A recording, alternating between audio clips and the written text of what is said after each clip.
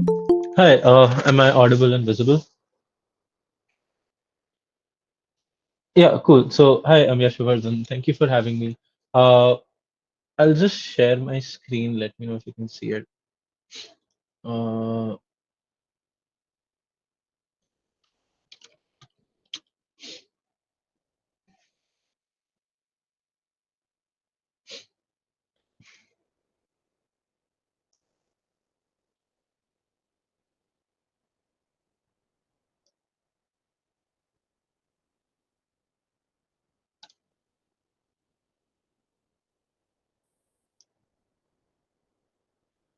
Uh, yeah, is my screen visible?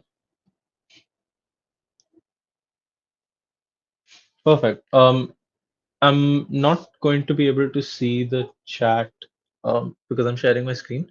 So we'll do one thing. In between sections, we can like recircle back to the meet. If there are any questions, just put them in the chat, or keep putting them in the chat, and then we discuss this. Hi, and today's session, as introduced, is about whip speakers, weighing, and analysis of clashes.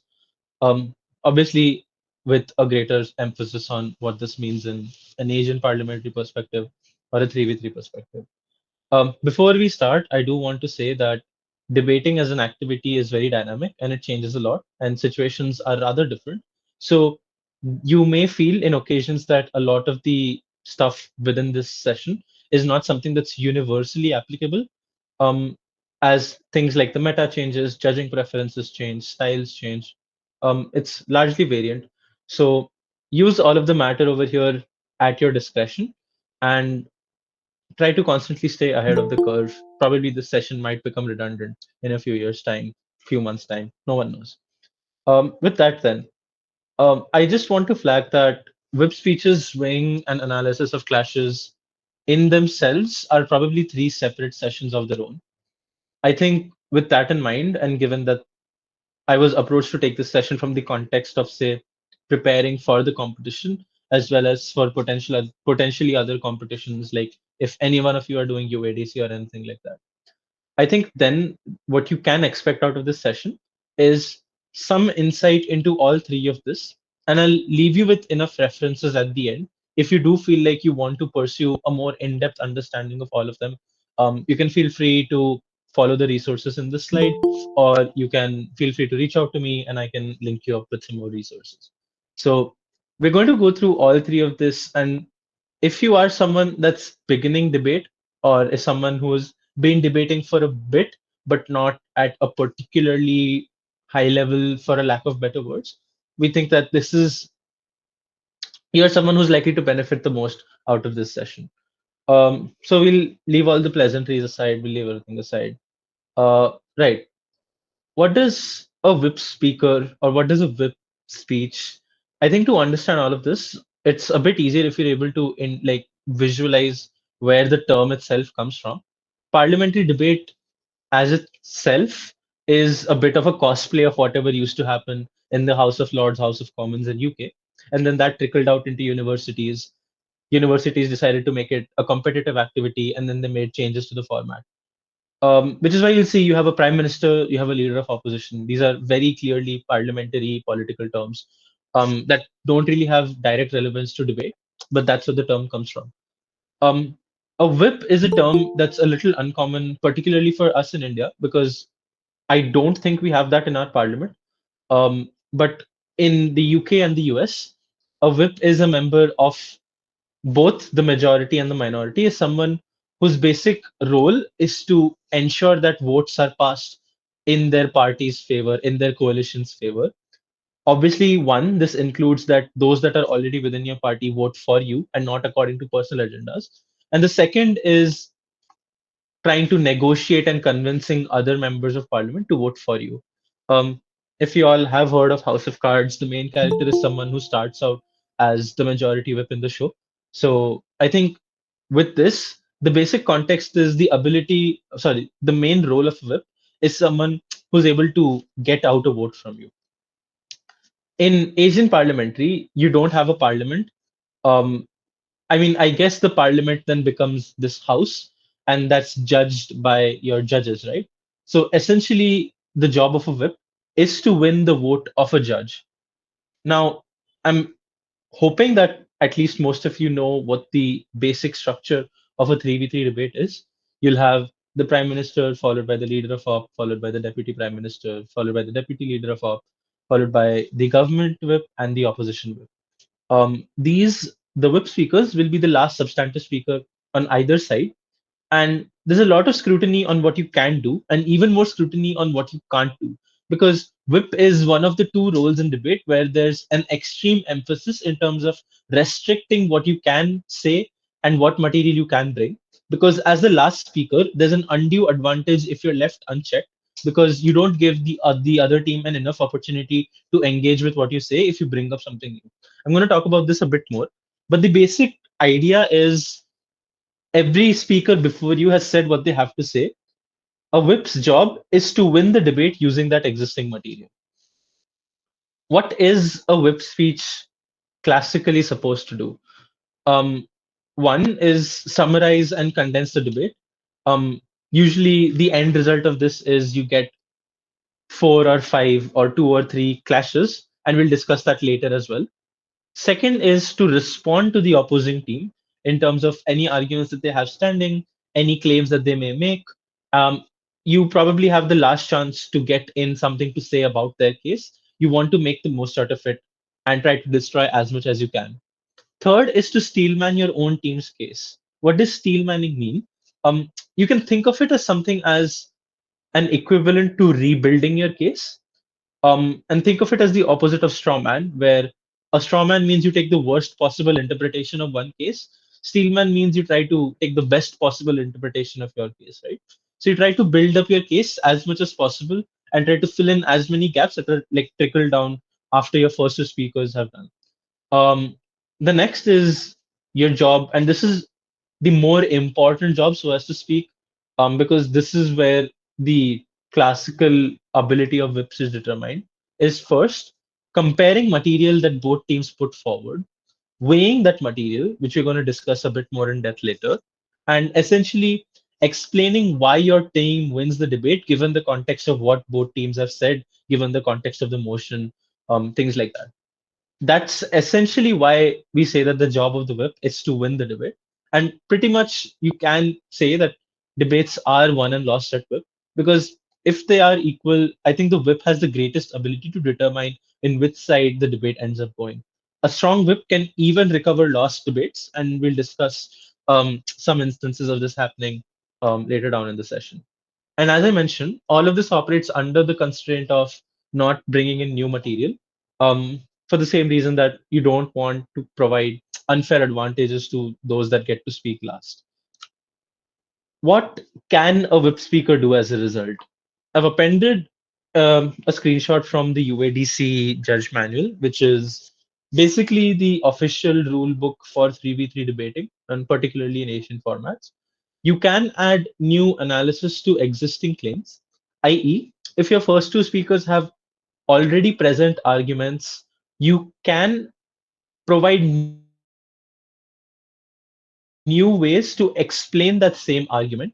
You can provide new problems that that argument solves. You can explain why those problems are pertinent in the first place. All of these things come under new analysis as long as they're linked to some material that's already present by the end of your second speaker.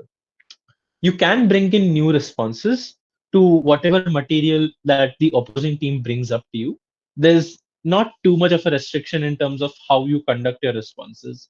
You can bring in new examples as well, because examples don't really count as an analysis or a back. They're merely an illustration of what you're trying to say. And you can bring in new weighing, i.e., trying, or you can bring in new levels of priority to the debate and tell what a judge should value more and what a judge should value less within a debate. What you can't do, however, is you cannot introduce new claims entirely that haven't come up within your first two speakers. Now, the technical definition for new material is given here is anything that can't be reasonably derived from previous speakers.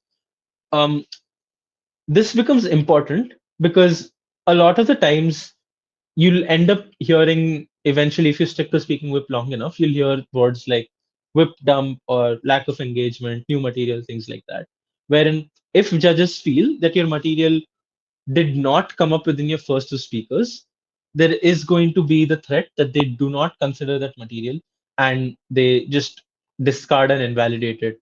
And therefore, you end up just wasting a lot of time within your speeches as a whole. What does an overall VIP speech look like? Given the rough 7 minutes or so that you have, I think the two broadest responsibilities are responding and weighing. But you need to fit this in a manner that probably sticks with judges the longest. And we'll discuss that more in a bit. But the way that you want to go ahead and do this is you want to outline what you want to achieve within your speech, what you're going to cover, and on what metrics you plan to win this debate. We'll discuss metrics a bit more when we talk about weighing in depth. And you don't want to spend too much time on this. You can think of this as an introduction. And the idea is when a judge starts listening to you, they're paying the most attention to you in the first minute or so, and you want to sort of give them an index of what your speech contains so that even if they lose interest towards throughout the rest of your speech, they have some idea of what you've said, and their retention of your case is far better. The second is your responsive section, which should take about around 2 minutes, 2.5 minutes at max. You don't want to spend more time on responses. Over here, you want to respond to anything that you may feel is urgent or critical that comes out from the opposition, which looks like probably the strongest arguments, focal hinge points within their case. Like if you break them, their case doesn't work. You also can use this time to put flags, which is basically notify the judge of things the opposition team is doing or not doing. In the case that you feel that there is some sort of inconsistency between the speakers, you can flag out things like contradictions or internal tensions. You can flag out missing links in their analysis. You can flag out missing mechanisms or things like that. You can flag whether their cases are exclusive or not. Flags and callouts are interchangeable terms. The semantics don't really matter. All that matters is whether you're able to indicate to a judge that there is something glaring that's missing on the opposition team. The other most critical part is class resolution and weighing. Both of these I'll talk about in a bit more detail later throughout the session. But the idea is, as I said, you want to condense the debate into key questions, and you want to show why your team is able to answer those questions far better, and the manner in which your team answers those questions is the best possible manner, or if not the best possible manner, is a comparatively better manner than what the other team is suggesting.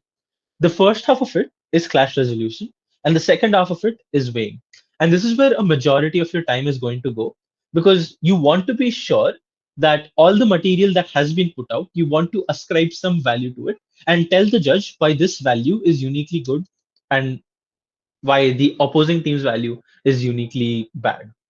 At the end of all of this, you want to provide a short refresher in terms of what all you have achieved and what all you've covered. And as the last speaker of the substantive section, this is your last chance to ensure that a judge takes down something on their notes and probably be one of the first things that they think about when they enter their time to make a decision, the 5 minutes that are granted to them. We'll move on to responses particularly, and the rest we can cover in subsection further subsections. Um, Responses become important because I think there's a general tendency to just simply claim that what another team is saying is false or untrue, or just say that, oh, what they say is wrong because X.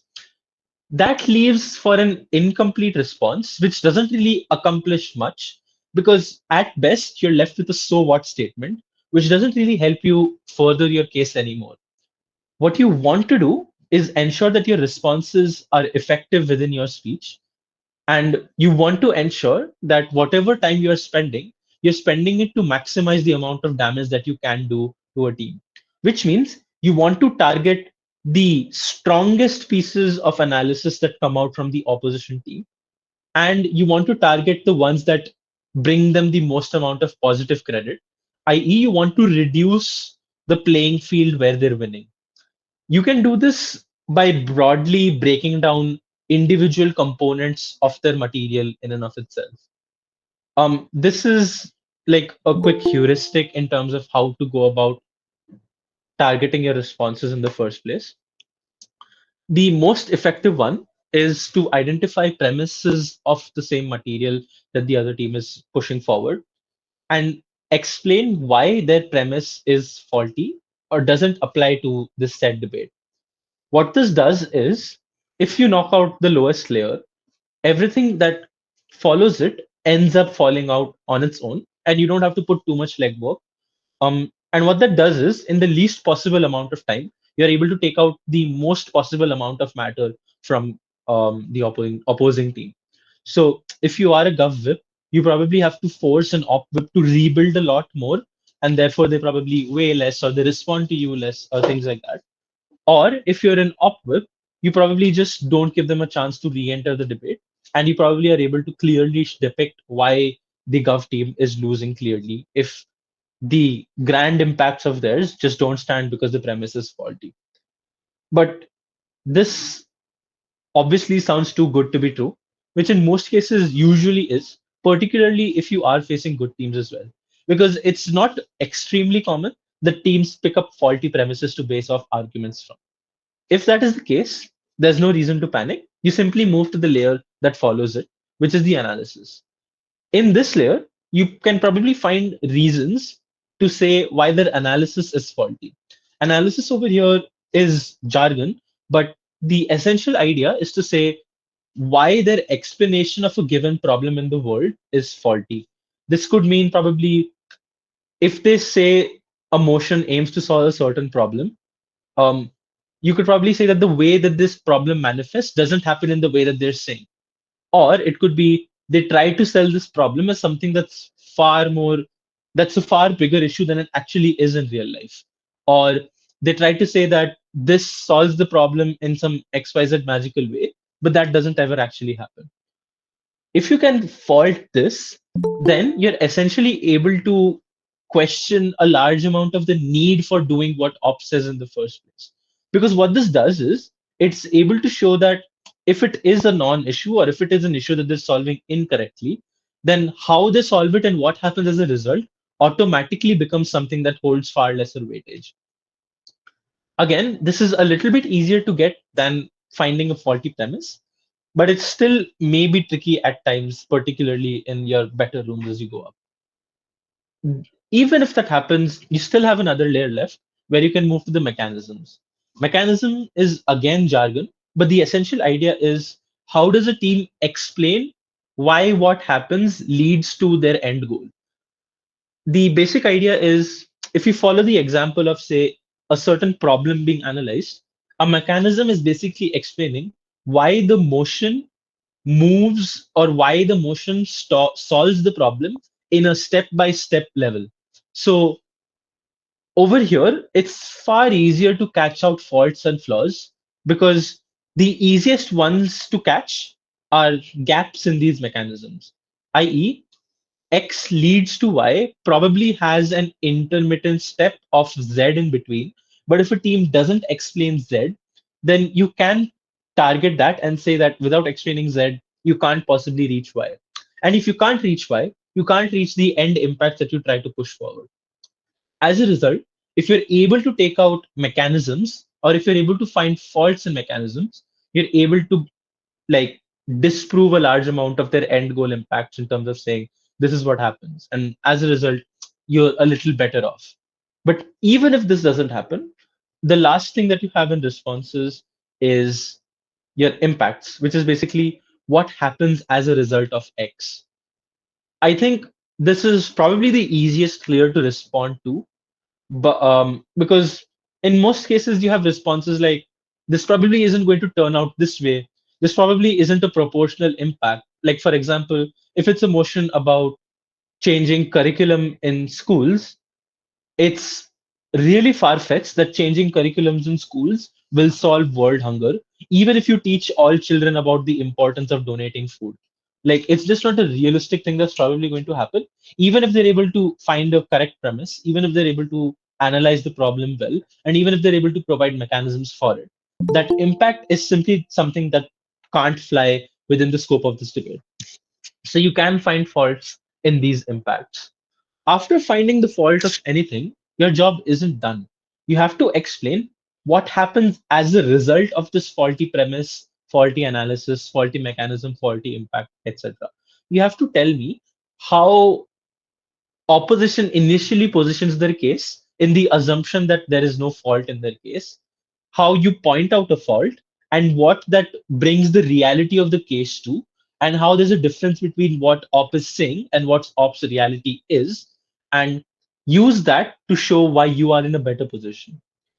Now, I think the takeaway from this is if something is easy to respond to, it's probably not the most effective response in terms of, or it's not the most effective thing to respond to.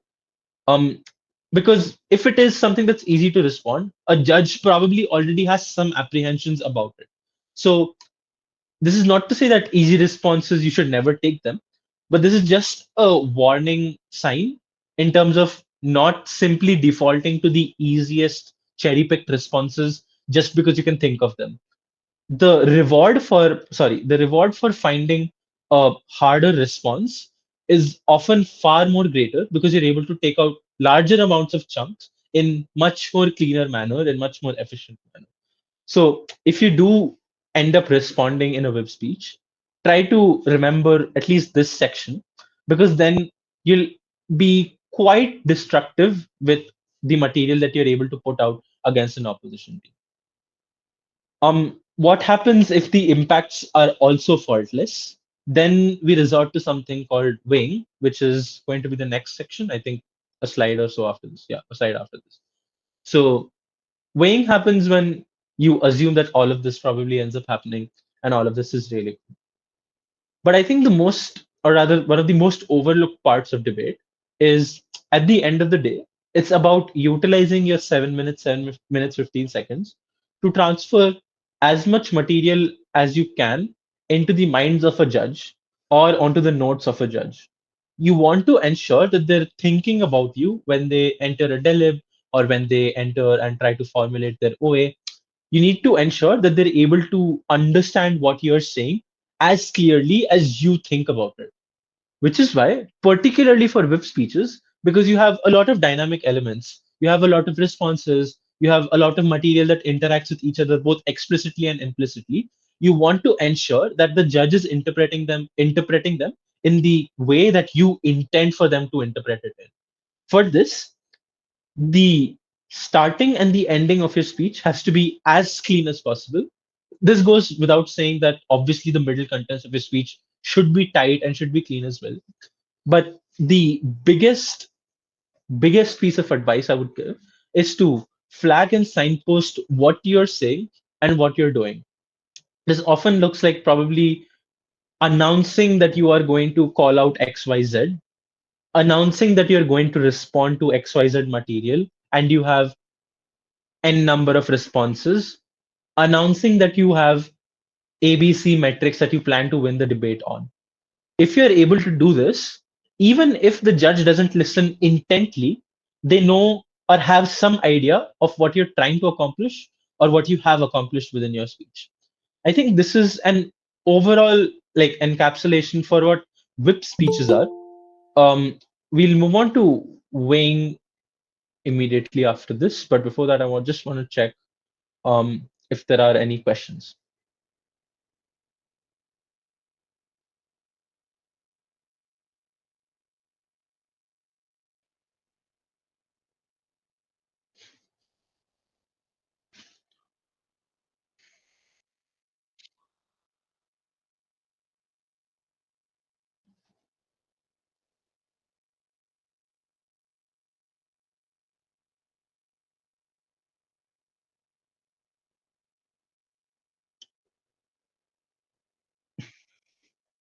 I would say yes and no. Obviously, different formats have different rules. So there's slightly different expectations of what a dev can do in either format. I think the essential idea, however, still remains the same. Your job is still to bring and compare your material and why that's better with versus the material of other teams, and probably respond to other teams as well. In British parliamentary, there's probably a bit more you have to do in terms of explaining why you beat multiple teams, as well as your opening. If you're a whip, then you're obviously closing. Why you're beating your opening, how that material interacts with other teams and things like that. So there's a bit more like strategic nuance that ends up happening in BP. Not to say it doesn't happen in AP, but in AP, a whip is much more linear because you only have to compare against one team. And you can pursue your comparisons in far greater depth because you don't have to worry about comparing against three teams in the same time. And you can just go quite ham in terms of the weighing and the comparisons that you end up doing. Does that answer your question?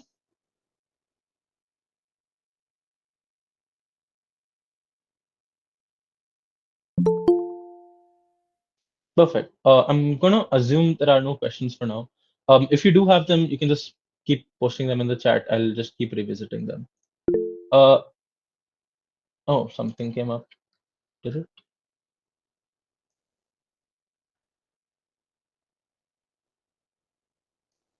Oh, no. How do Okay. you defend your case if opposition or proposition is continuously putting a burden on your opt-in mechanism or your functionality of your model or case in itself? How do you defend that as a whip? Could you repeat? If opposition is continuously putting burden on your opt-in mechanism, how do you defend that as a whip? Sure. We'll get to this in the last part, which is comparative analysis. But the idea is if they are someone that's probably pushing a burden that you don't feel is suitable for you, or a burden that you feel you've answered already. I'm assuming in this case of opt-in, an op is probably going to say that this opt-in doesn't happen at all, or doesn't happen to the effectivity that you claim, or doesn't happen in the manner that you claim. I think the simple answer to all of this is analyze that in your previous speeches. But as a whip, I think your job is to indicate that you do answer all of those questions and highlight in what parts of what speeches and what part of your material particularly answers that question. If it is a legitimate concern that an opposition team is pushing, and if it is a legitimate question that you haven't answered, this is probably your best chance to answer that question. It's not sufficient to just say that, oh no, we've done this. This opt-in works exactly how we want it to, and move on. But if it doesn't, and if they're just harping on just saying that, oh, you don't explain your opt-in, oh, you don't explain your opt-in, I think if you're sufficiently confident that this opt-in works, if you think that you've filled in all the links, you have all the gaps done, then I don't think you need to spend too much time on just trying to get the same thing across over there. But I'll explain a bit more of this in the last section of the session as well. Are there any more questions?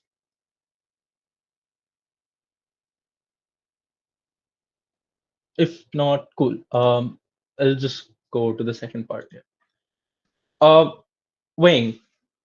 Now, the reason I add this disclaimer on the end as well is there is a trend to get easily distracted by responses and rebuttals because, realistically speaking, as a whip, you've probably listened to at least 30 minutes of speech before you, and there's probably a lot of thoughts that you have, and you've listened to at least 15 minutes of opposing team speeches before you, and you can find 10, 20, 30 reasons for why every piece of material in their speech is wrong and is faulty. The key over here is explaining those faults by themselves won't win you the debate. You still have to explain, like, still you have to prop your own case up and show why that case matters within the context of this debate.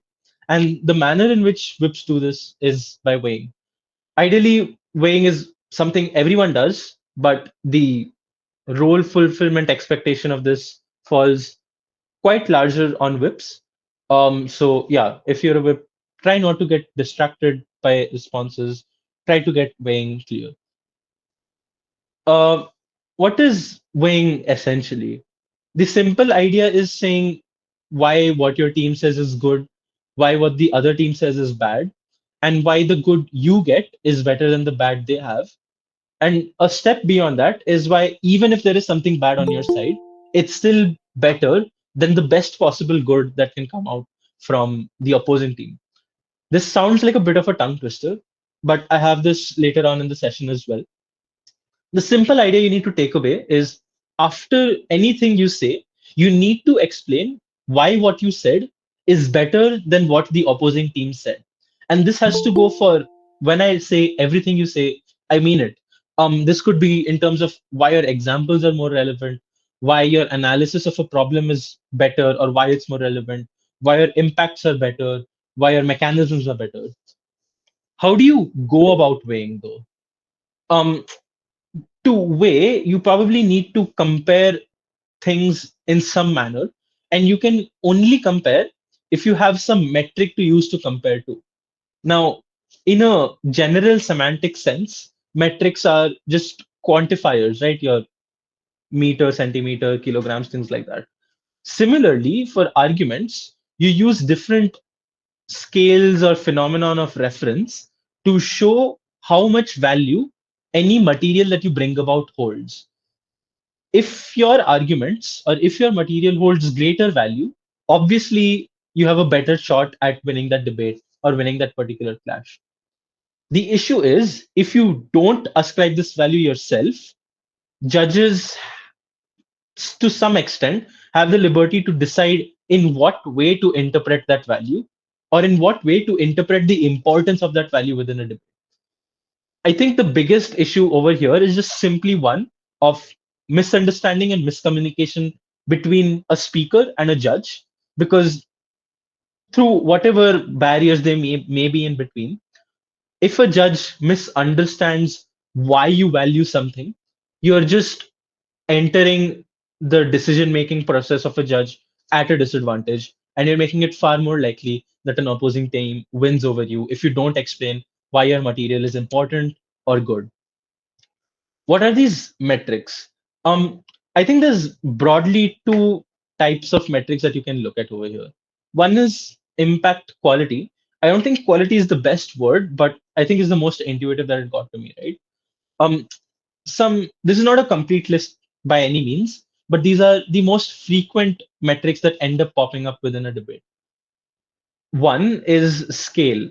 How much does your argument happen, or like to how many stakeholders does this argument affect?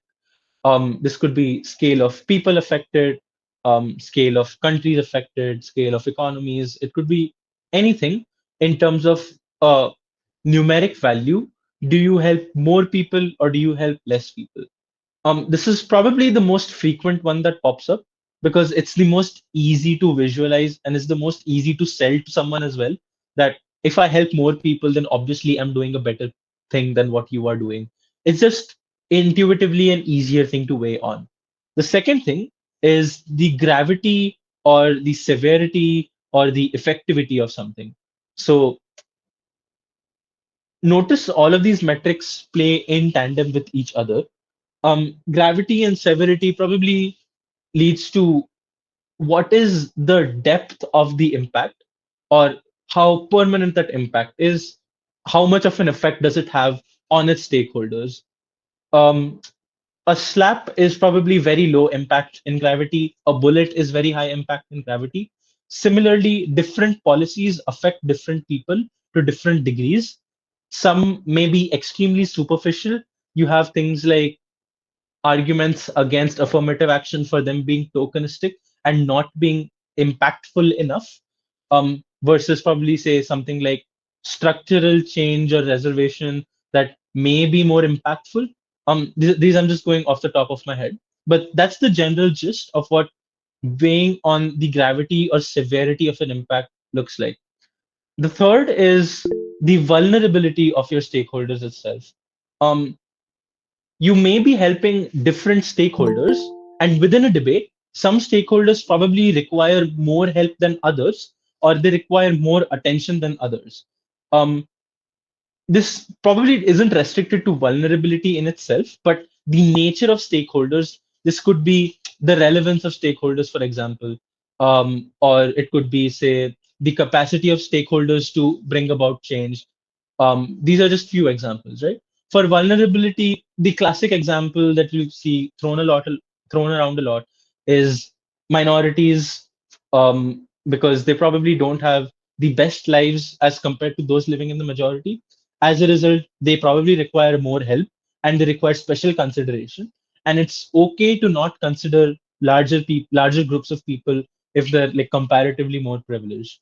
If you're looking at things like the capacity to enact change, for things like in a social justice movement, you probably want to look at um, winning over stakeholders that have large amounts of capital, because they'll probably be able to donate more and fund you more and be able to platform you more, and that gives you a greater capability to bring about change, as opposed to campaigning to someone that's not going to donate or commit to your cause, and that's not going to change much for you on ground.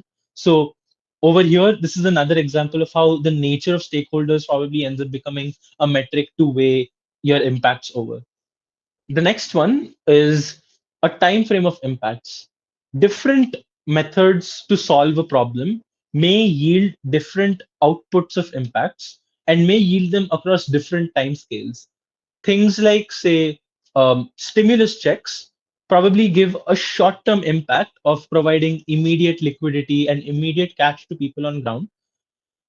However, one can say that this isn't something that translates into the long term, because people spend this money quickly. They're not really responsible with stimulus checks, etc., etc. And it's far more prudent to have something that provides a long-term impact. Say, if you want to do things with your interest rates, if you want to inculcate a sense of financial responsibility via education, none of these impacts will happen tomorrow, but they will accumulate over time. And as a result, it's a far more long term impact. Over here, I think you can explain why this particular motion or why this particular situation necessitates a short term impact or a long term impact. Usually, in things like debates of urgencies, you'll see that short term impacts are prioritized because they're critical to supporting a stakeholder or a body or a house to ensure that they live enough to see a long term, forget about realizing a long term impact, or just the simple idea of that a short term impact is necessary to platform a possibility of further long term impacts.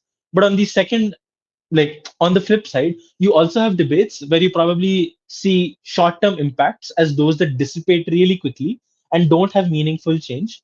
And you see long term impacts as being the ones that actually bring about real change within the world, within the debate, etc.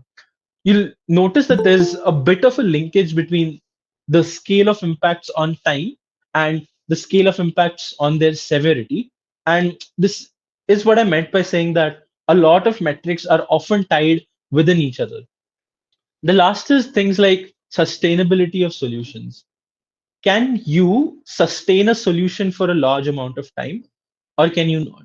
Things like probably universal basic income sound really good, but they probably aren't sustainable for a country that probably isn't fiscally very strong. And it probably runs out of its capacity to support universal income within a year or two, compared to larger countries, versus probably schemes to bring in foreign investment and generate jobs. They may not yield the best results out of the pocket, but they're far more sustainable and you can maintain them for longer. And even if it provides mid level impact, you're able to accumulate them over a longer amount of time. So, sustainability then ends up becoming one type of metric where you can judge the quality of your impact. The second type of metric is the probability of the metric. The first is likelihood. You're also probably going to hear this a lot because it's just insufficient for like both metrics are insufficient without each other. And I'll explain this shortly as well.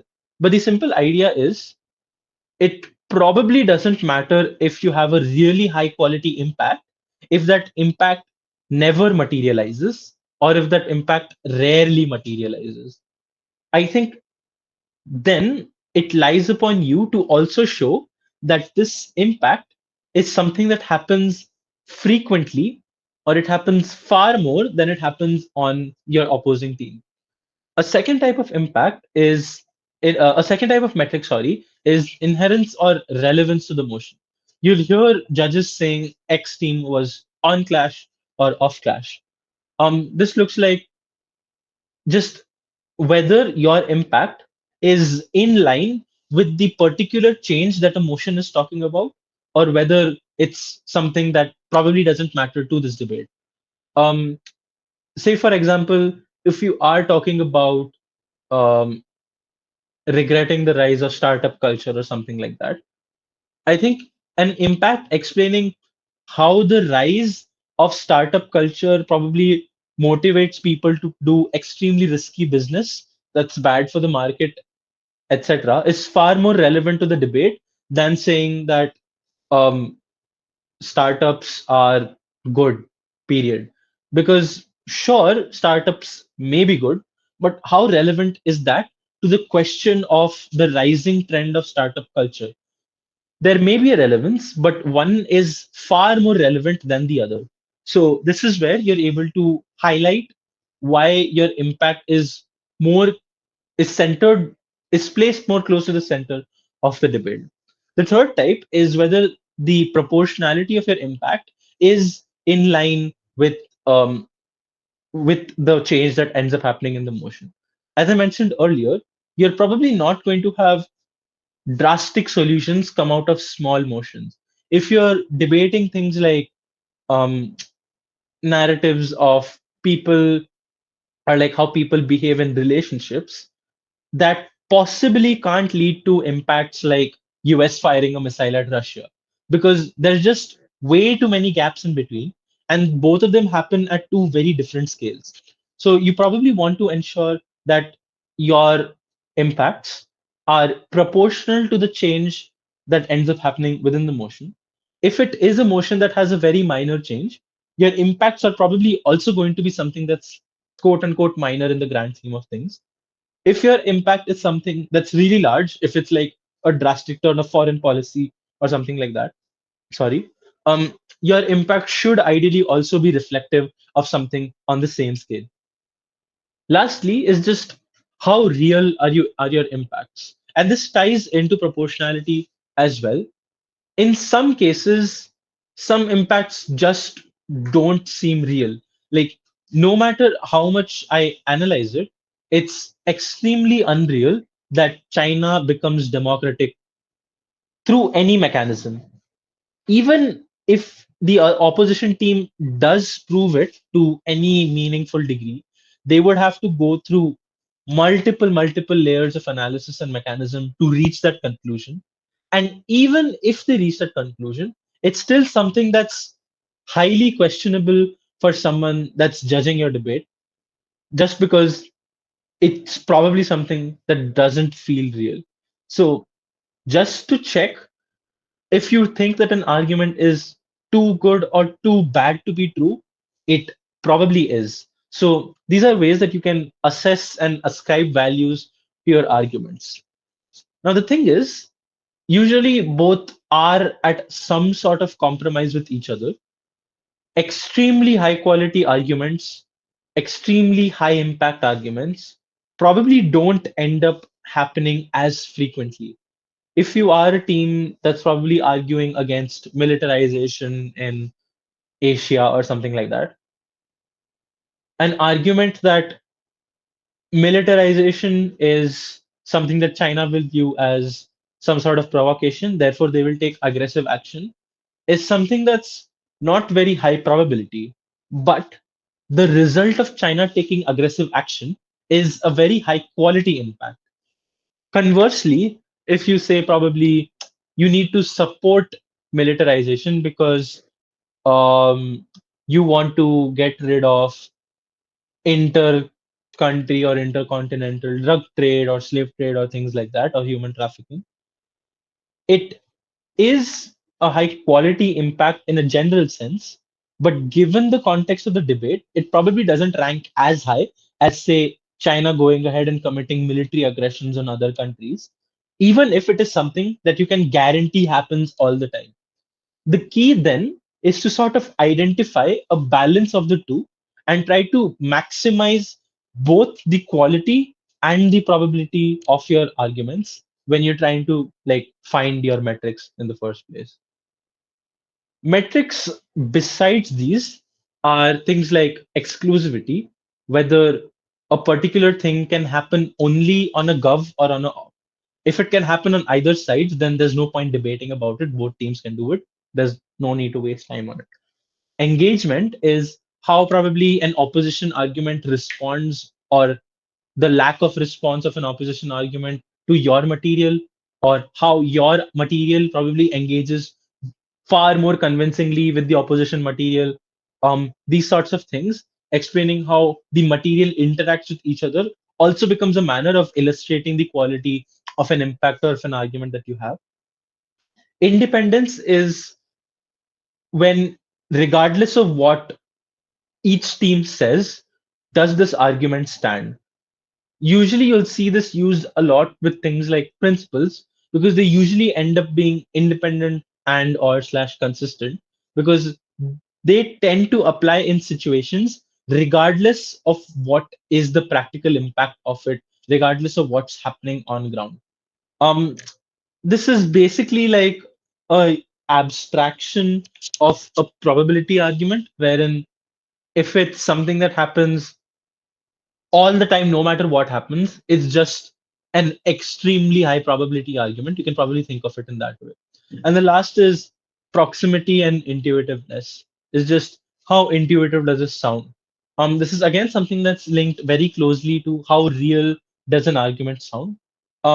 If you feel like explaining it to it, a person can intuitively grasp or understand where your argument is going to.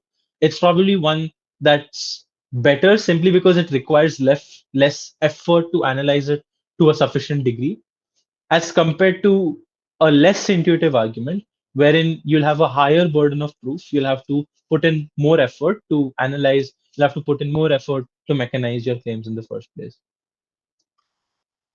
The last thing, these three categories of metrics are a bit easier to apply when you have more practical based arguments or more pragmatic arguments, wherein you're able to see some sort of real world impact and you're able to quantify a real world impact. The issue with applying them to principles is principles are a bit abstract and they're a little hard to grasp outside of debate in general as well, but even more so when you try to put it in context of a very particular change that's happening within a debate. And as a result, it becomes very hard to convince a judge why this abstract idea of good or bad or right or wrong is something that's important. Over here, then, it's a four-step process that I generally try to use when I weigh principles. I think the first is explaining why a said principle is important. Because I've seen people often fall into the pitfall of just saying, here is a principle, therefore we should win. It may sound cool and catchy, but if you don't explain why a principle is important, as I mentioned earlier, you're leaving it up for a judge to ascribe that value themselves. And in most cases, they probably won't think of it as important unless you tell them. So that's just a large amount of material that's out of the way. So you probably want to explain what the importance of a given principle is. You probably say, if you're arguing about the right to privacy, you probably need to explain why privacy is important to people and how it affects their behaviors. How do people behave when they believe that they have privacy? How do people feel when their privacy is infringed? What happens as a result of all of that? This is explanation of why your principle is important. The second step is to explain the exclusivity of principles, because more often than not, teams end up arguing principles that remain consistent on either sides. They just end up applying in slightly different formats. As a result, that principle becomes a little less convincing than teams intend it to be. The solution is to prove why the principle absolutely falls on the opposition team and why the principle still remains standing on your side. If you're able to concretely prove this, your opposition team will never be able to co-opt any benefit that stems out of that principle in the first place. And then they have to fight an uphill battle, and they probably will only have the option of weighing out why that principle is important, which I'll come to later. The next thing is you want to explain that if a principle falls on op, what happens exactly, And why is that particularly bad? With the example of privacy, as I mentioned before, it probably the infringement of privacy changes the way that people acts and indirectly ends up impacting their autonomy because people behave differently under supervision or if they feel like their privacy is being breached, which essentially means people can't act the way they want to, and that leads to people feeling sad or whatever, and that's something that's bad and we want to avoid it. In this manner you're able to explain why the failure of a principal on an opposing team is something that's uniquely bad. And lastly, to finish this off, you need to explain why the preservation of that same principle on your side is something that's particularly good. You need to explain if for example in this example you need to explain why preserving privacy means you're able to let people live the way that they want to and they're able to live life on their own terms, which means they're able to maximize their autonomy, they're able to live life on their own terms with their own dignity, and that's something that's good. If you explain this, you're able to show some degree of importance to the principle itself standing. If you do all four of this, more often than not, your principal should end up at least winning the principal clash and should end up standing on your side. Um, yeah, so I think this is broadly what weighing ends up being. It's effectively assigning a metric to whatever impacts that you have and then explaining why those impacts of yours are better than the other teams on the same metric. Um, a part that I don't think I've included here, or maybe I've included in the next session, but I'll cover it here as well. A part of this is also then weighing between metrics because you probably have different arguments and impacts that cater to different metrics. Some of them might be more important than others. For example, you'll probably see vulnerability metrics being prioritized a lot. Whether that's a good thing or a bad thing is a separate thing in and of itself. Just don't expect vulnerability to automatically win you the debate. You probably have to explain why vulnerability is important. But when you do, usually it is very convincing to explain that someone that has been vulnerable and requires special help is someone that we should care about, even if the other team is able to help more people. I.e., for example, if OP is able to help 50 rich students and I am able to help 10 really poor students, even if they help more people, I'm helping people that require the help more and probably have a greater amount of impact. So over here, then, your task is to explain why these less but more vulnerable people matter more than more but slightly better off privileged people. I.e., you need to explain why you pick your metric and why that metric is particularly important for the debate. I think with this, then, this wraps up this session on weighing. I'll just circle back if there are questions on weighing.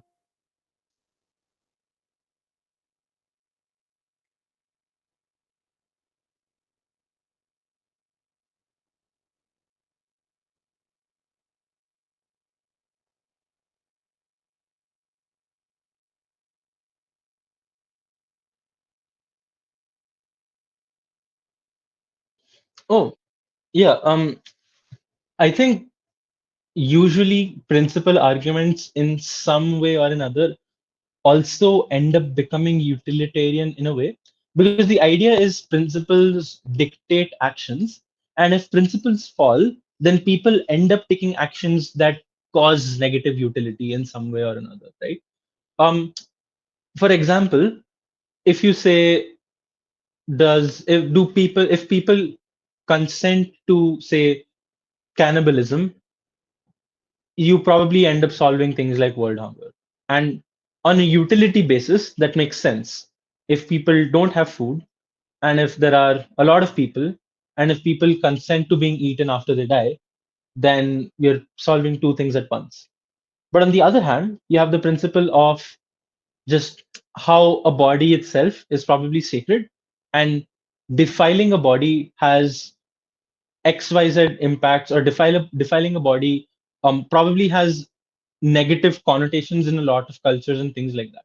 But even if you go further beyond just like the overarching superficial layer of, oh, it's principally bad to defile a body, those principles came into place because committing something like cannibalism, committing something like eating the body of someone from your own species, causes great amounts of psychological as well as physiological harms. And those are going to accrue if you discard this principle and if you just view it from a purely utilitarian angle. So, in one way, sure, on a surface level, this makes sense as a solution to probably world hunger, overpopulation, whatever.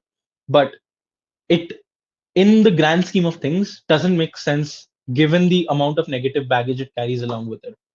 Another one that you'll probably see a lot, or one that we practice a lot within our SOC as a bit of culture, is if you've read Omela, it's a book about where basically one child is selected and they're made to experience all the pains of society, and everyone else in society is happy. Now, on every utilitarian metric, it makes sense to make society happy because literally everyone else is happy. But the issue um, is one child bearing the sorrows of everyone?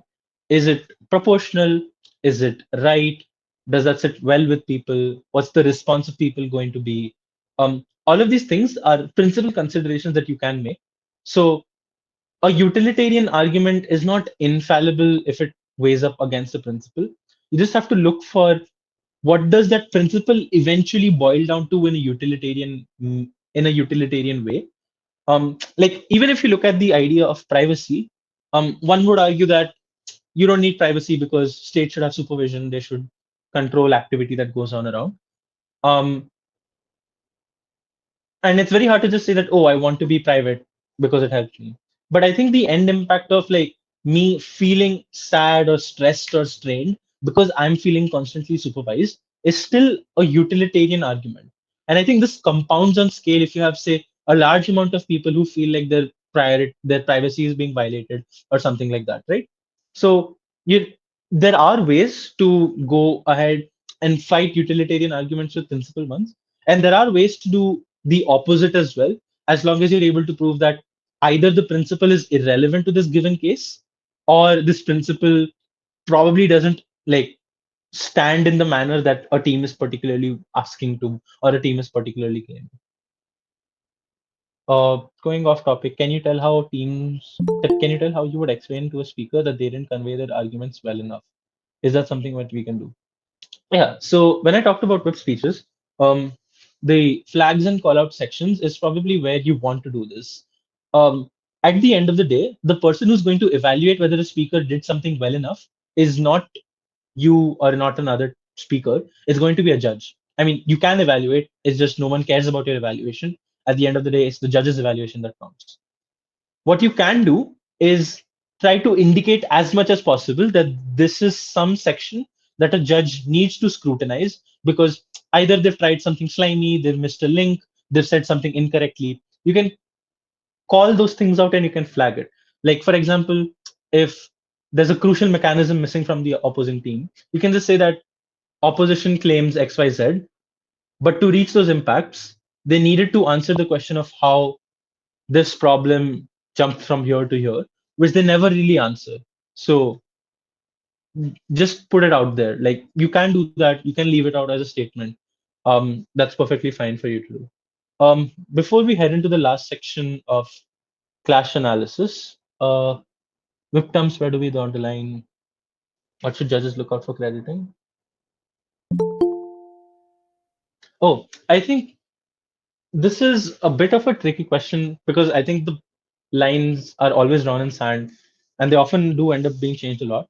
But I think the safest way is to probably just, if you feel like there is a tendency that a large amount of your material or any material of yours can be treated or viewed as a victim, I think it's always best to prefix or suffix it with the reference point that you're using from your previous speaker's speeches, i.e., provide some sort of tether to the material that you're putting in if you feel that it's new. Um, in cases where you probably do have to bring out absolutely new material, I think you probably have to sandwich in between, or like you have to try to get it through when you're responding in a manner, or if you're trying to build a comparative. But I think anything else is probably just out of scope of what you can possibly do. I think the best is then you try to damage control. But if you aren't in that situation, I think a flags almost always help, because if you're able to say that this might sound new, but this is just new analysis of an existing problem that my second or first already mentioned, it makes it far less likely that a judge actually perceives it to be a whip dump.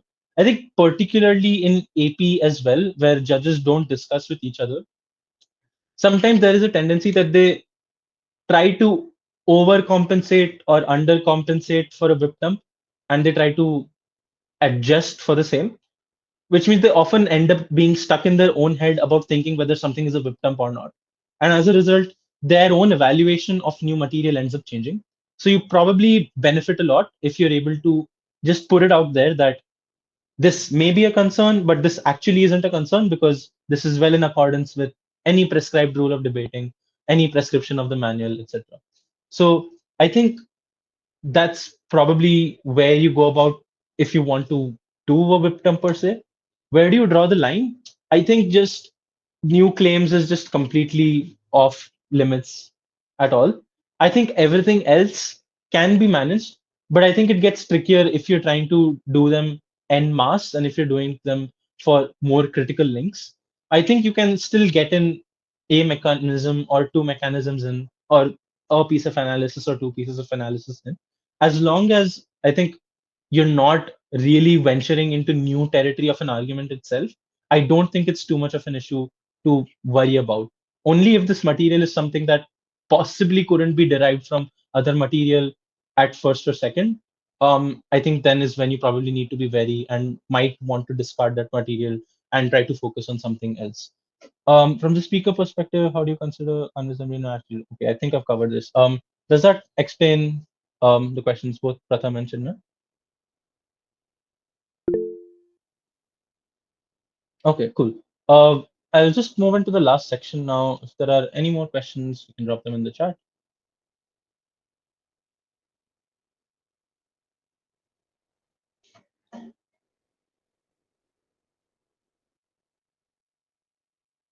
Perfect. Um, so the last bit is analysis of clashes. Now, the reason why I add for whips in parentheses is because this is something that ideally all speakers do, or not other ideally, all of them do this. It's just depending on what role you are, the way you approach clashes ends up changing because your performance of analysis ends up changing quite a bit. Um, what is a clash though? I've been debating for about 2 years now, and I don't think I have an exact definition for it because these definitions keep changing from one person to another. But I think the most broadly agreed upon definition is a disagreement between two teams. Um, if teams say something that are opposite to each other, you can classify that as a clash. If teams have a common theme that they disagree with, you can classify that as a clash. And the thing about clashes is they're not just one argument versus one argument. They're a bunch of material versus a bunch of material. And that overall bunch versus bunch is what ends up becoming a clash. So you can think of it as like an umbrella term. But the thing is, clashes can be more intricate if you want them, if the debates want them to be. They can be nested within one another, i.e., to win a clash, you may have to win clashes within the same clash. And clashes may also have an order of logic, i.e., to win one clash, you must win a clash before it. For example, if you have a clash on, say, um, if you refer to the privacy example, if you have an instance of arguing that privacy doesn't really matter, if the clash is, does privacy matter? And if you're arguing that it doesn't matter, you probably, before you win that clash, You have to win the clash before it that is violating privacy justified in the first place. So only if you're able to prove that violating privacy is justified, can you think of proving why does privacy matter as a clash. That's something that you can win. So clashes end up being interlinked with each other, and you may have to answer one or more questions if you want to win these clashes. The easiest way that I can think of illustrating clashes is to think of them as questions within the debate. You will have a motion that changes particular things. Common clashes probably looks like, is this justified? Is this good? On what time scale does this happen? And I'll talk about more heuristics on like clash identification a bit later. The next slide, quite literally. Yeah. So yeah, how do you identify clashes, right? Um, you probably want to look at the material in terms of what is the key theme of the material on either side. What seems to be the most important thing that a team is pushing. With that, you can probably identify a certain theme, and from there you can work backwards to construct a clash out of that theme. So, for example, if you have teams, if the exchange between a first speaker on gov and op necessarily talks about benefits kicking in the short term versus benefits kicking in the long term, you then have a clash of time frame. Does this happen in the short term or does this happen in the long term? Is the long term better or is the short term better? Um, if it is a debate that's about doing something monumental or like doing something to people, usually you'll have principles involved in them as well. A very common principled clash is, do should people have the choice to do X, yes or no? And for no, the counter is usually, do they is their choice valid if they have a responsibility to not do X?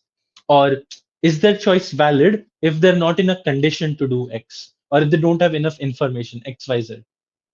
So these are ways in which usually you'll find clashes on choice or clashes within principles themselves.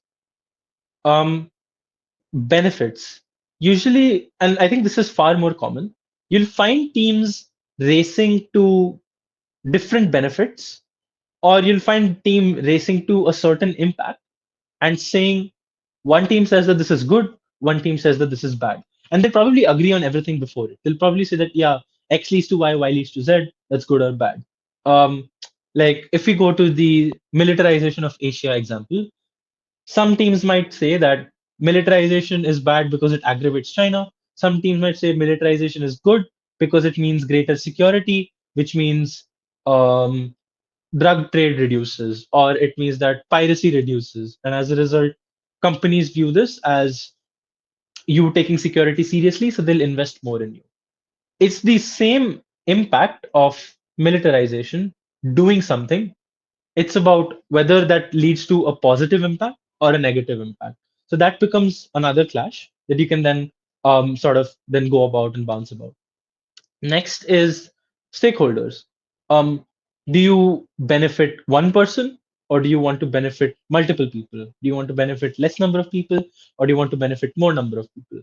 Over here, the nature of those stakeholders also becomes important. Someone who's vulnerable, someone who's influential,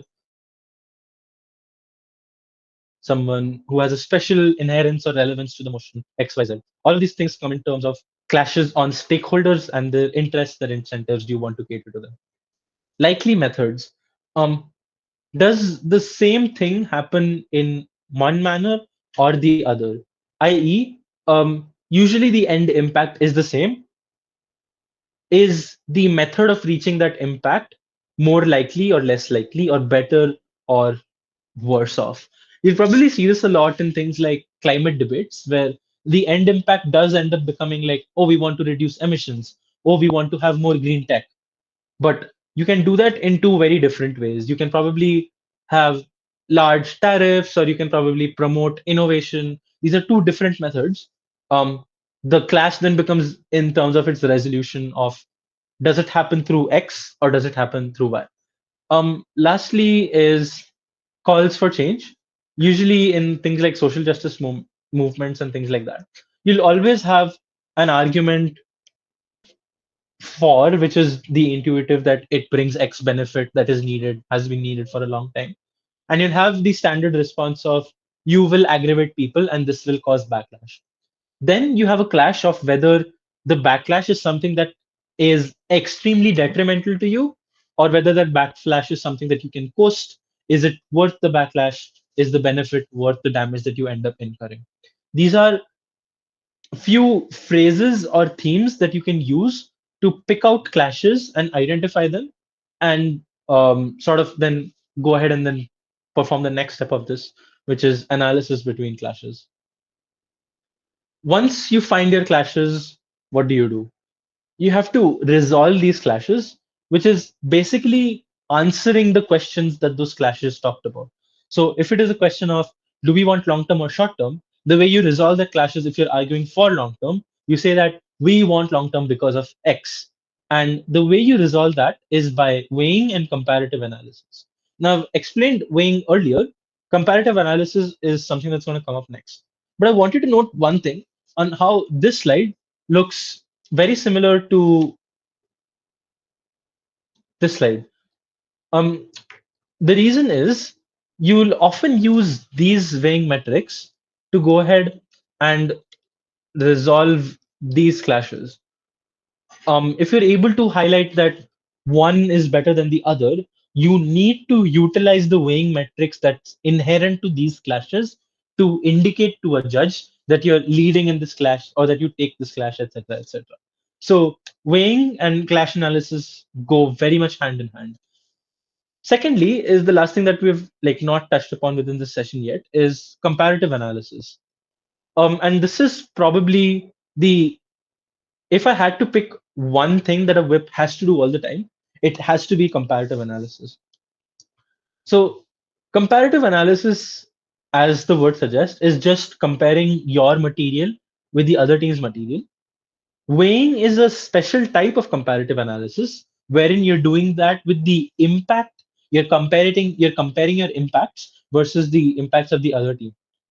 In this, you basically want like the ideal is to highlight everything and compare everything. But in a realistic setting, you probably have only 4.5 minutes of speech after responses. Or even if you manage to integrate everything and have a super efficient setup, you only have 7.5 minutes of speech. So you probably want to identify the strongest and the weakest points of both your case and the opposition case, and you want to compare them. So obviously, if your strongest beats the strongest, if your strongest beats the opposing team's strongest, you're winning on a moderately clear margin. If your strongest beats the weakest, um, that's fine. That is expected. But the additional demand is for you to explain why their weakest points or why they're missing links in their case impact their case and prevent them from reaching their strongest in the first place. But the last is comparing your weakest versus their strongest. And this is what we call worst case swing. Um, Wherein even if nothing goes your way on Gov or on op, whatever team you are, you're still better off than what the other team is saying. Um, and you provide analysis for why that is true. You compare why the world is still better off in terms of it, the way the motion interacts with your world. Um, how do you go about comparative analysis? You can compare premises, you can compare the quality of analysis, you can compare mechanisms, and you can compare impacts. Now, if you look at this, this is also very like similar to this slide. Um, and that's pretty much all it is, because the more you look into it, if there aren't exact inherent faults in any part of an argument or any part of material, you can't really rebut or respond to it. But what you can do is still prove why the material that you give is better than the competing material that they give. Even if there are no faults, you can you won't be able to say that, oh, their analysis is bad or faulty, but you still can say that our analysis is better. And that's what you're expected to do, regardless of what the nature of the debate looks like. Like for responses, if you couldn't find a fault in premise, you can move to a fault in analysis. However, over here, you're expected to compare your premises, you're expected to compare your analysis, you're expected to compare your mechanisms, and you're expected to weigh or compare your impacts, regardless of what the inherent nature of the material on either side is. Because at the end of the day, debates aren't about X good, Y bad. It's about X better than Y or Y better than X. And you can only establish one as better than the other if you engage in some sort of comparison. So you need to compare using the weighing metrics on the clashes that you provide. And you can use any of the clashes that, or you can use any of the heuristics that I mentioned above. They could be in terms of its quality, they could be in terms of its probability, and you can use any of it to sort of compare the analysis on either side. Um, Entering like the penultimate section, I think, the even if analysis. This is like if everything, if you imagine a whip speech to be a gift, even if analysis is probably the wrapping, it's probably the best way to hedge your speeches and to ensure that even in the worst case, you don't end up losing the debate. Well, notice how this is said, even if, like, while literally explaining this, because that's the basic idea. The idea is that even if everything that you point out about the other team is wrong, you still win this debate because of the very nature of your material and why it's already superior than the material that comes out from the other side. The way in which that this is often like gone about is the quotes that are put in place. I just want to note that this is not a contradiction, so you don't have to shy away from it.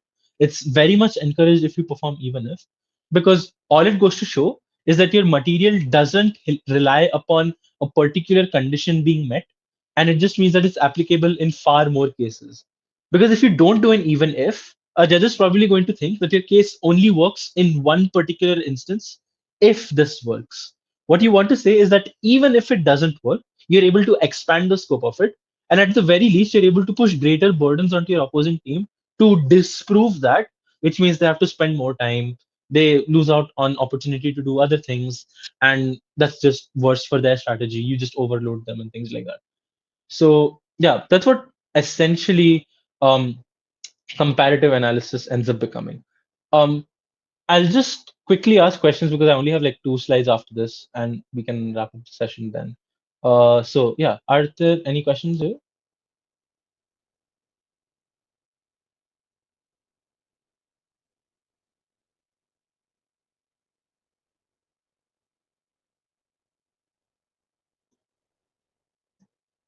Cool. I'll assume there are no questions. We can just move into the final bits of it. Um, as I said, I was asked to do this session in the context of like preparing for a comp and preparing for majors. So I've just included a short section on practicing whip and how to get better at whip and how to sort of like build your repertoire and things like that. I want to note first that different speakers speak in different manners, different styles, approaches, heuristics. All of the material in this session is what has worked for me and what I have commonly received as advice and what I have commonly seen in other sessions that I've attended and things like that.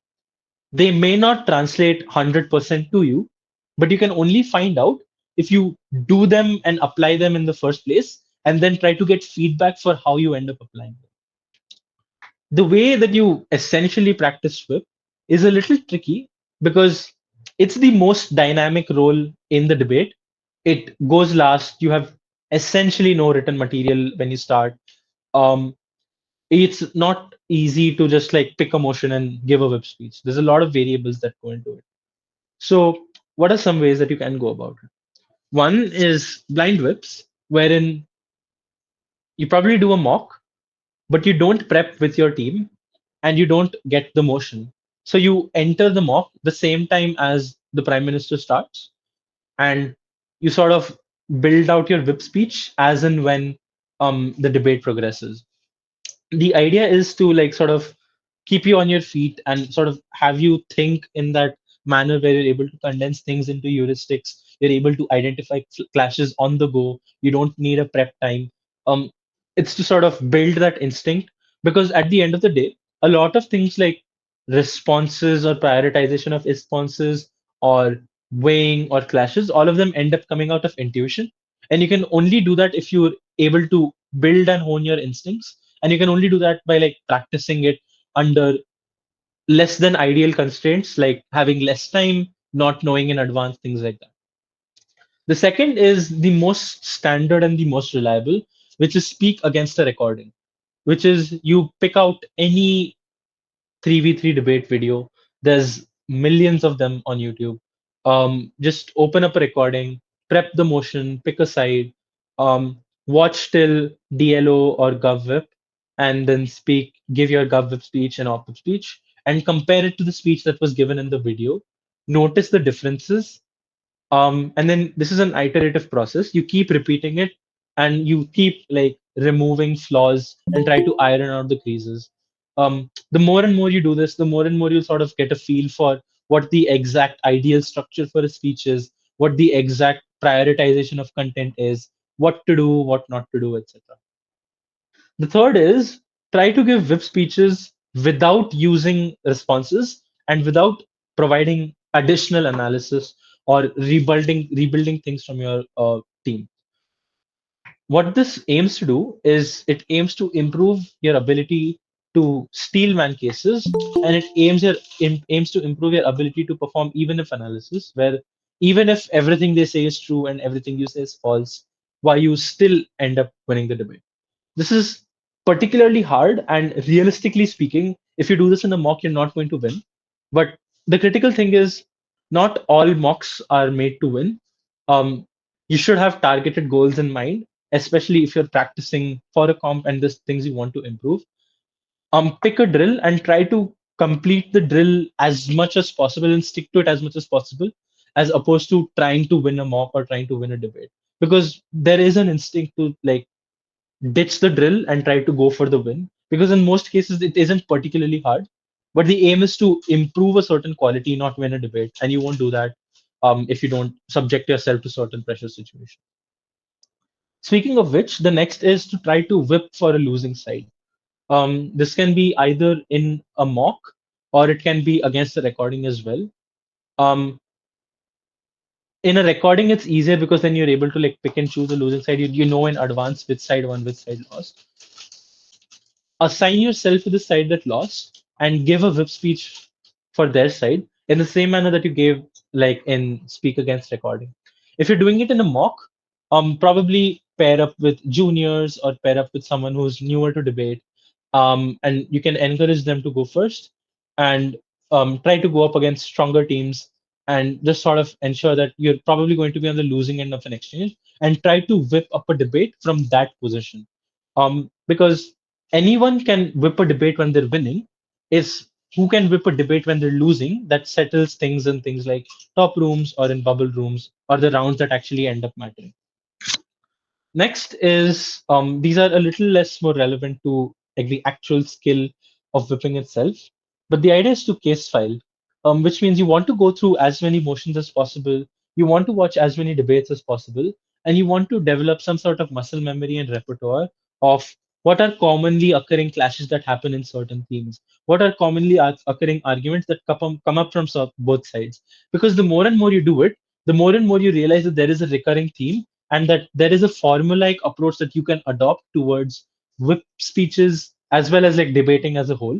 And all that does is it increases your recall time in the middle of a round or in prep, and you don't have to spend time building out weighing from scratch or picking out analysis to construct a clash. If you can identify them far better, it's basically to improve your pattern recognition and to just sort of make things faster for you to do within prep time and within debate. The next is judging. Um, this is probably not the most glamorous thing to do if you're doing whip, but it's probably something that's really important because judging imparts a very crucial third person view of the debate to you, and it gives you a knack for reading things like unfulfilled burdens, It gives you a knack of reading where certain teams are winning and losing.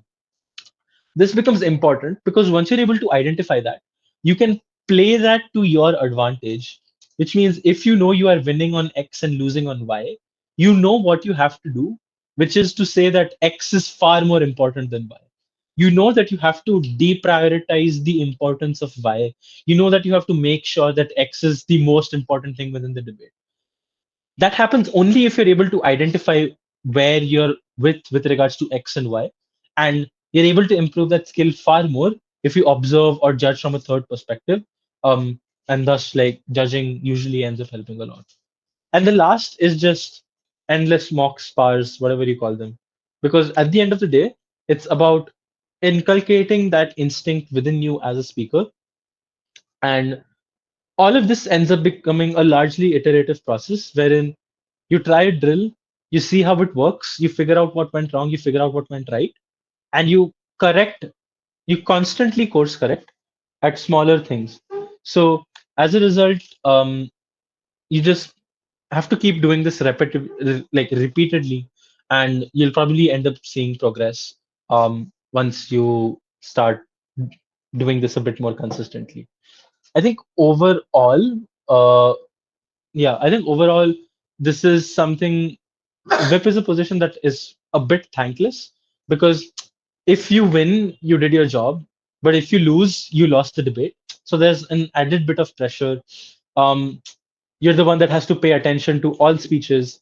So it is a bit of a heavy role and it is a bit thankless, but it is quite rewarding in terms of the experience itself and the ability that it imparts you, because you're also able to transmute the same whip capabilities if you want to switch later on to becoming a first speaker or a second speaker. Because if you're able to develop things like clash identification and weighing metrics, that benefits you strongly if you want to set up frames or if you want to set up characterizations at first speaker. Responsive capabilities benefit you a lot if you're trying to set yourself up for second speaker. Weighing helps you at all three positions. So these are like quite key transferable skills that end up applying. Um, just at the end of this, these are like references that I use both like within my career as a whip as well as particularly for this session as a whole. Um, Whip speeches by Lucy Ars and Arth Mishra are two separate sessions. Now, they are particularly about BP whip speeches, but if you ignore material about like extensions and novelty and things like that, the core principle of comparing material and weighing that material is essentially the same. And that's essentially what whips do, regardless of whether it's Austral's AP, BP, WSDC, EUDC, BP, whatever, no one cares. The next is Advanced Weighing by Tamar Ben Mir. um, it's a far more in-depth explanation of the weighing heuristics that I gave you. And if you feel like your interest has been kindled enough, I think this is one of the more recommended sessions that I do suggest. Um, it's quite comprehensive, and I think there's breakdowns of like in-round examples as well within that session. The next is Comparative Argumentation and Impacting by Stephen Rajavinodhan. This is a bit more on the obscure side. I haven't seen a lot of people view this or like refer this, but this is one of the first sessions that I ended up seeing, and it really covers the basics of what comparative argumentation really is. And if you're able to get this session down, then I think you're able to have whipped on lock for quite a while. Most of your job is pretty much done. The next is Identifying and Analyzing Clashes by David Africa. I think this pursues clash analysis from a more constructive speaker view, from a more first speaker view in terms of what burdens you should fulfill, what burdens you shouldn't. But nonetheless, it's an important session that does end up translating into your BIP capabilities. The last is the Core Debates playlist series by Miko Wittag. Um, this is just a collection of videos that explains what are common arguments for and against in a particular commonly reoccurring clash. I think there's like five, six commonly reoccurring clashes that Miko has. So if you're able to go through them, you can apply them better to your debates. That simplifies things a lot more. Lastly is Malaysia UADC 23 judging manual. The UADC manuals will always be your Bible, Granth, Gita, whatever. they will always be your best reference point for the AP format. Um, I don't know if the 2024 UADC has a manual out, but I don't think there's going to be major changes. But any version of the UADC manual, preferably the latest one, is something that you should read, because it's not only going to give you insight into judging, but it's going to give you insight into what is expected and what should be done. And that's a good way to sort of like keep standards of performance and keep standards of speeches. And the lastly is two extremely influential vets in my life, both Sachin Kishan and Soumitra Tonapi. Both of them are like really top class vets. Both of them have very different styles, and you may find sessions or you may find videos of them on YouTube. You may not. But yeah, I just wanted to include them within this. I think with that, we're mostly done. I mean, not mostly, we are done. If there are any questions from anyone, you can go ahead. Oh, yeah, I'll send this to OC and then I think OC can send this forward on the relevant groups if that works.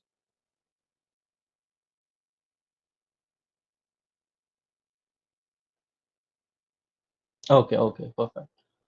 What if there are no direct clashes? How do we compare?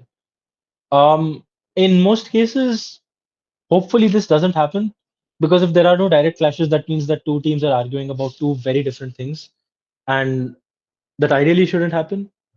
If you feel like, I think in that case, more often than not, one team is debating about something irrelevant. In the case that you aren't the team that's doing that, it's fine, but try to bring the debate to them or try to pull them to the debate, i.e., explain why what they're talking about is irrelevant or try to engage with any semblance of relevance that appears within their material. If you are a team that's probably debating about irrelevant things, you might be a little screwed, but things are not completely unsalvageable. At that point, you calm down and you reevaluate where the opposing team is taking the argumentation. And then you try to find a polar opposite to it that fits your stance and that fits the motion. And then you recalibrate and then you perform that argumentation. It won't be the highest quality, but a low quality relevant argument will always be better than a high quality irrelevant argument. So if that's the case, the idea is if there are no clashes, you force a clash. Either you pull them to the clash or you go and meet the clash. Um, I hope that answers the question.